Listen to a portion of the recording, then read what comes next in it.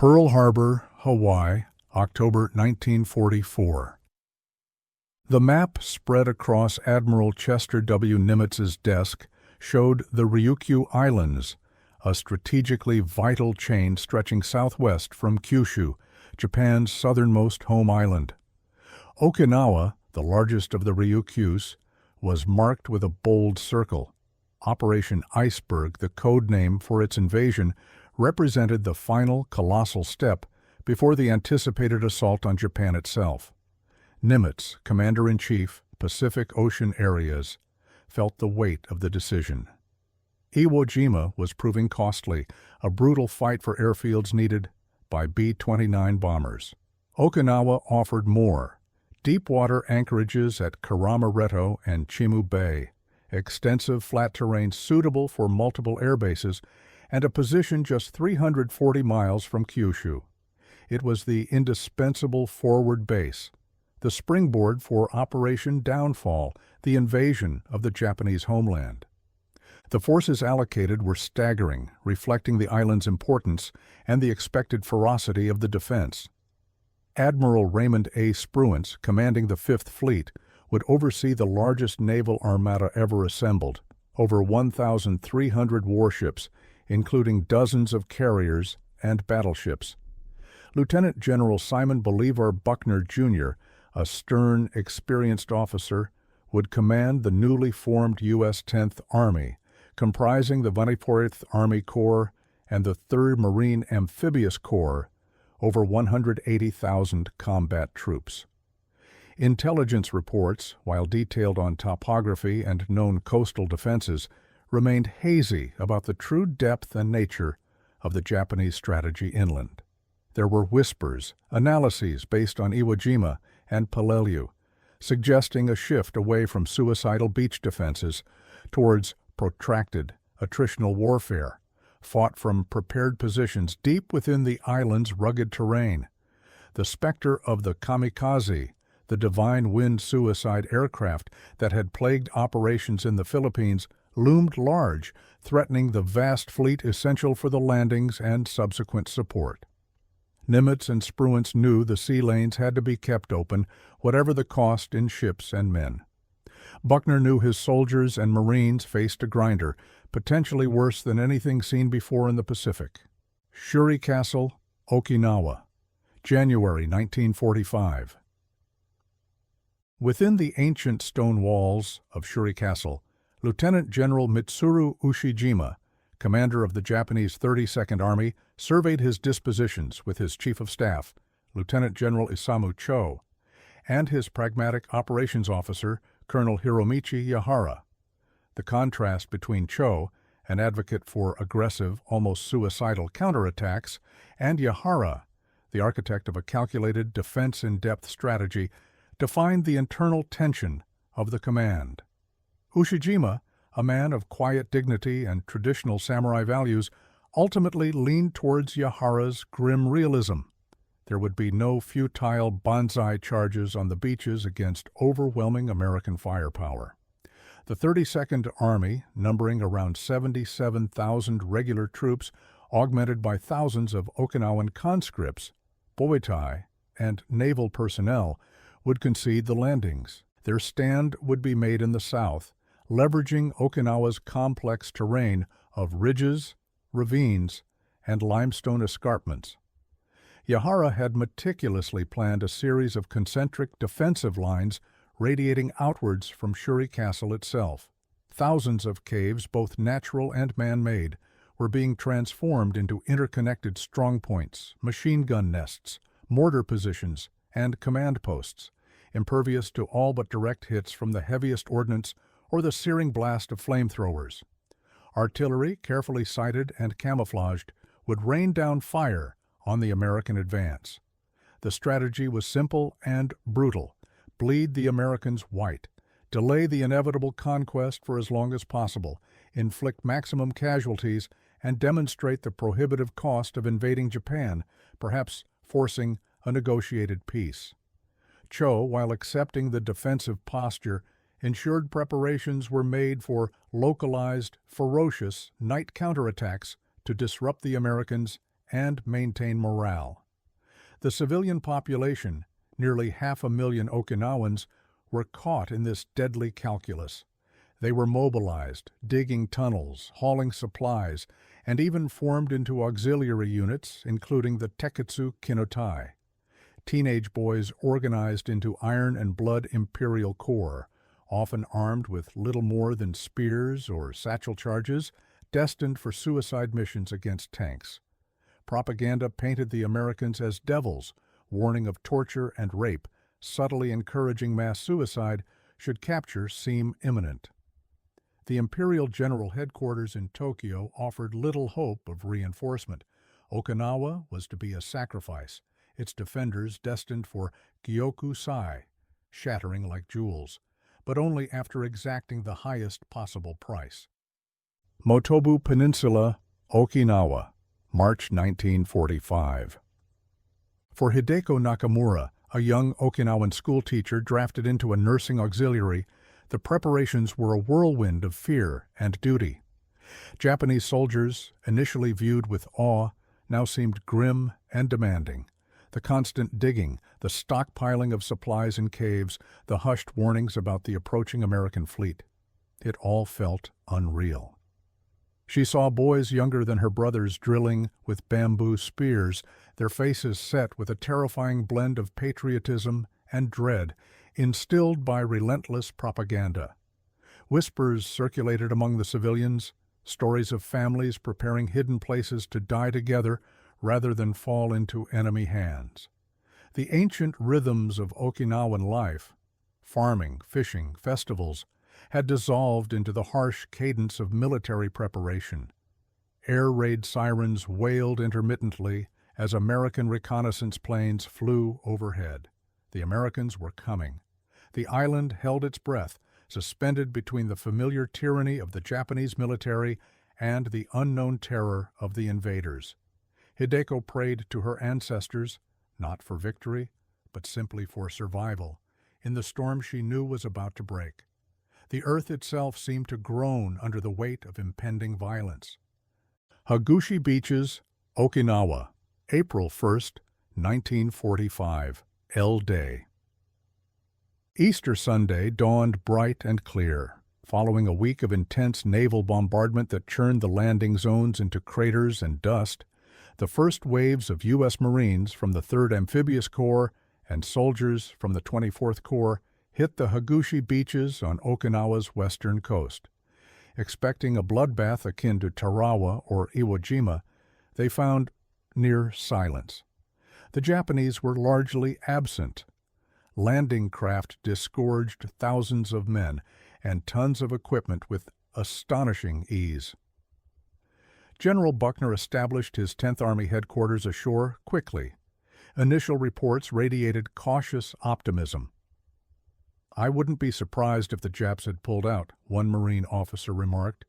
Some units advanced miles inland against negligible resistance, securing the Kadena and Yontan airfields within hours. But offshore, the war was brutally real. The expected kamikaze onslaught began. Japanese planes, some conventional bombers, others specially modified aircraft packed with explosives and piloted by men sworn to die, plunged out of the sky towards the vast American fleet. Explosions rocked the picket line of destroyers stationed north and west of Okinawa, tasked with providing early warning. The USS West Virginia, a Pearl Harbor survivor, took a hit. Destroyers like the Bush and Colhoun were sunk after desperate, prolonged battles against multiple attackers. Sailors watched in horror and fascination as Zeros, or Vals, trailing smoke, dove deliberately towards their ships, machine guns blazing in defiance until impact. Anti-aircraft batteries filled the sky with black puffs of flak, a deadly curtain that nonetheless failed to stop every attacker. The psychological toll on the sailors was immense. The constant vigilance, the sudden, terrifying dives, the fiery aftermath. Admiral Spruance, aboard his flagship, New Mexico, knew this aerial battle of attrition was just beginning. Kakazu Ridge, Okinawa, April 8, 1945. The optimism of L-Day evaporated as the U.S. Army's 24th Corps pushed south, running headlong into the first major bastion of Colonel Yahara's intricate defenses, Kakazu Ridge. This complex of hills, west of the main Shuri line, was honeycombed with Japanese positions. Machine guns, sighted for interlocking fields of fire, swept the exposed slopes. Mortars and artillery, directed by hidden observers, rained down shells with lethal accuracy. The soldiers of the 96th Infantry Division, advancing across open ground, were cut down in droves. Progress was measured in yards, paid for in blood. Tanks, brought up to blast bunkers, found themselves vulnerable to concealed anti-tank guns and suicide squads armed with satchel charges. Private First Class Frank Gibbs, a replacement in the 96th, hugged the scarred earth as bullets snapped overhead. The noise was deafening. The roar of American artillery trying to suppress the enemy, the constant chatter of Nambu machine guns, the sharp crack of Arisaka rifles, the terrifying whoosh of incoming mortar rounds. He saw men fall around him, heard cries for medics merge with shouted orders. At night, the Japanese counterattacked. Figures emerged silently from hidden tunnels, infiltrating American lines, tossing grenades, engaging in desperate hand-to-hand combat before melting back into the darkness.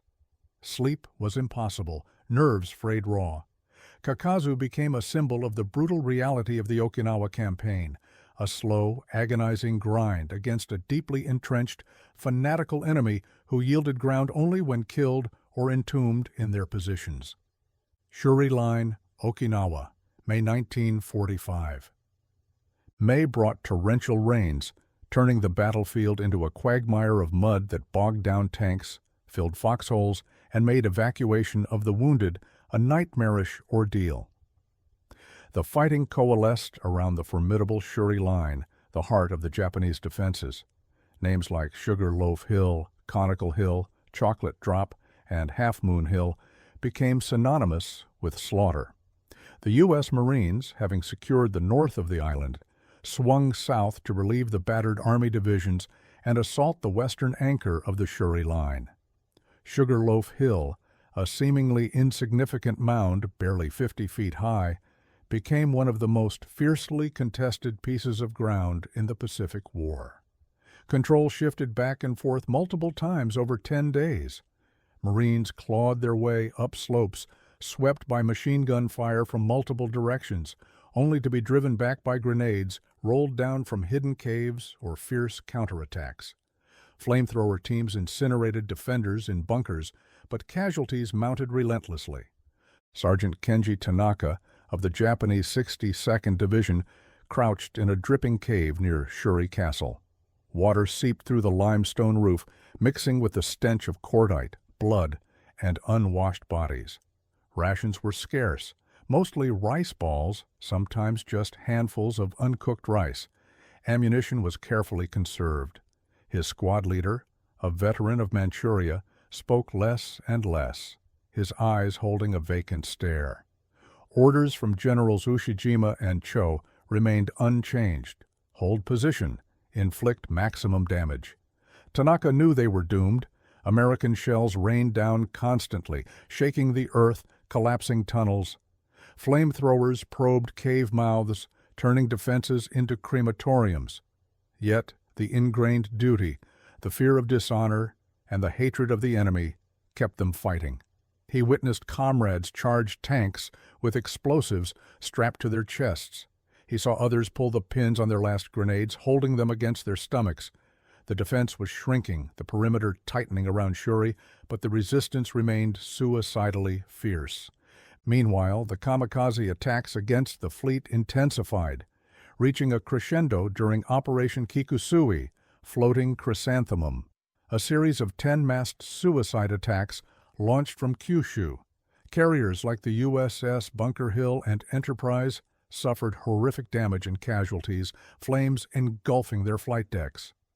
Destroyers on the radar picket line continued to pay the heaviest price.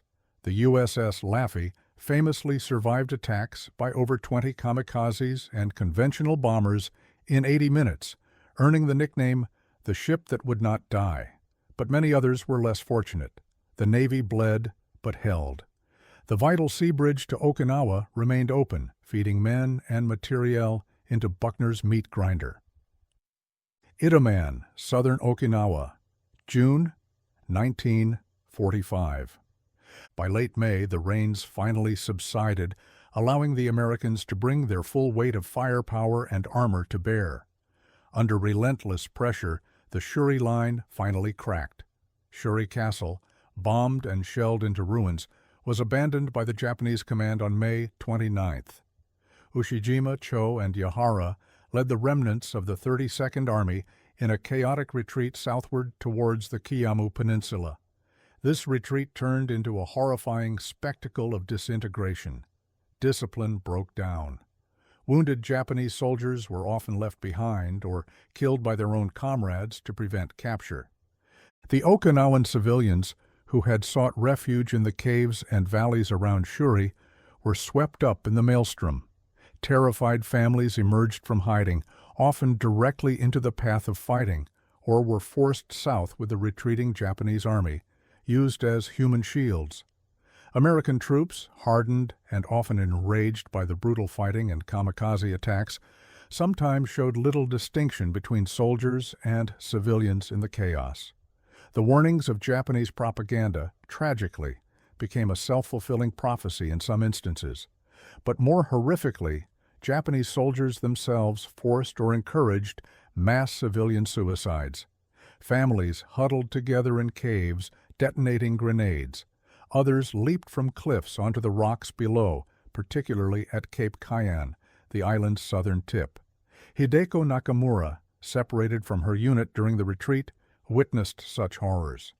She saw Japanese soldiers shoot civilians who hesitated to kill themselves. She hid in tombs filled with the dead and dying, surviving on scraps, her belief in duty shattered, replaced by a desperate will to live amidst the utter collapse of her world. The verdant island had become a charnel house. Hill 89 near Mabuni, Okinawa, June 21st to 22nd, 1945. Organized Japanese resistance crumbled. Cornered on the Kiamu Peninsula, Ushijima and Cho prepared for the end. Colonel Yahara argued for surrender to save the remaining troops, but his plea was rejected. Tradition demanded ritual suicide. On the night of June 21st, overlooking the Pacific from Hill 89 near the village of Mabuni, Ushijima and Cho performed seppuku. Dressed in full uniform, they knelt on white cloths, plunged ceremonial daggers into their bellies, and were subsequently beheaded by adjutants as per custom.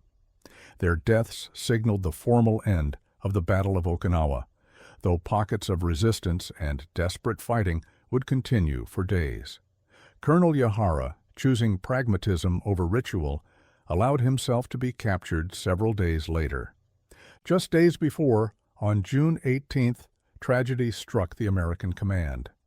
General Buckner, observing frontline troops near the southern tip, was killed instantly by fragments from a Japanese artillery shell. He was the highest-ranking U.S. officer killed by enemy fire during World War II. Command of the 10th Army passed to Marine General Roy Geiger and then to General Joseph Stilwell for the final mopping-up operations. Okinawa, July 1945. The smoke cleared to reveal an island utterly devastated. Over 90% of the buildings were destroyed. The landscape was a cratered, burnt wasteland. The human cost was staggering. The Americans suffered over 49,000 casualties, including more than 12,500 killed or missing, the highest losses of any campaign in the Pacific War. The Navy lost 36 ships, sunk, and 368 damaged, with nearly 5,000 sailors killed, largely due to kamikaze attacks. Japanese military losses were catastrophic. Estimates range from 77,000 to over 110,000 killed, with only a few thousand taken prisoner, many of them wounded or forcibly conscripted Okinawans. But the greatest tragedy belonged to the Okinawan people. Caught between the warring powers, used and abused by the Japanese military, and victims of both the fighting and horrific mass suicides, an estimated 140,000 civilians perished, perhaps as much as a third of the island's pre-war population. Hideko Nakamura, gaunt and traumatized, emerged from hiding to find American soldiers distributing sea rations. Her home was gone, her family scattered or dead. The relief of survival was mixed with profound grief and uncertainty. The Americans, the former devils of propaganda, were now the occupiers, establishing military government amidst the ruins. The typhoon of steel, as the Okinawans called the battle, had swept away their world. Washington, D.C., August 1945. The horrific casualty figures from Okinawa weighed heavily on President Harry S. Truman and his advisors.